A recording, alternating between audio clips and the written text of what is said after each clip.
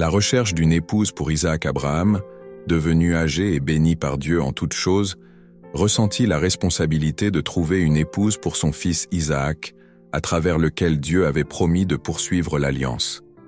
Craignant qu'Isaac n'épouse une femme cananéenne, Abraham fit venir son serviteur principal, traditionnellement identifié comme Eliezer, et le fit jurer par serment.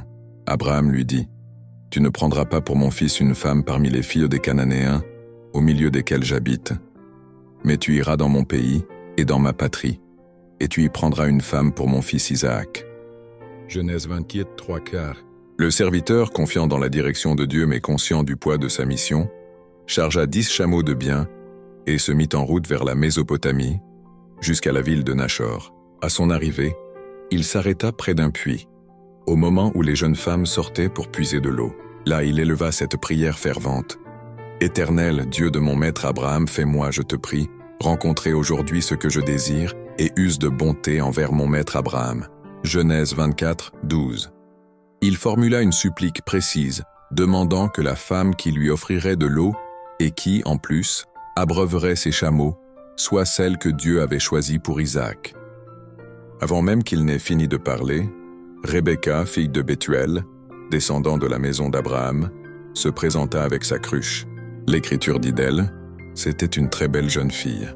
Elle était vierge, et aucun homme ne l'avait connue. » Genèse 24. Rebecca lui donna volontiers à boire, et ensuite, avec empressement, puisa de l'eau pour tous ses chameaux, exactement le signe demandé dans sa prière. Saisi, le serviteur s'inclina et adora le Seigneur. « Béni soit l'Éternel, Dieu de mon maître Abraham, qui n'a pas renoncé à sa miséricorde et à sa fidélité envers mon maître. » Genèse 27.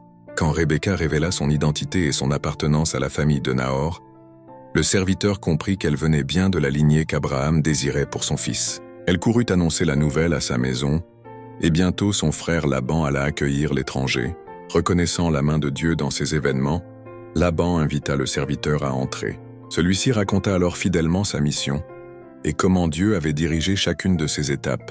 Saisi par ce récit, la famille déclara « C'est de l'Éternel que la chose vient. Nous ne pouvons te parler ni en mal ni en bien.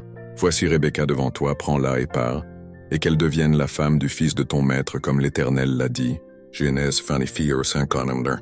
Le serviteur offrit alors des bijoux d'or et des vêtements à Rebecca, et de riches présents à sa famille. Mais avant même de se reposer, il s'inclina de nouveau en adoration, rendant gloire au Dieu d'Abraham qui avait conduit son chemin avec tant de bonté et de fidélité.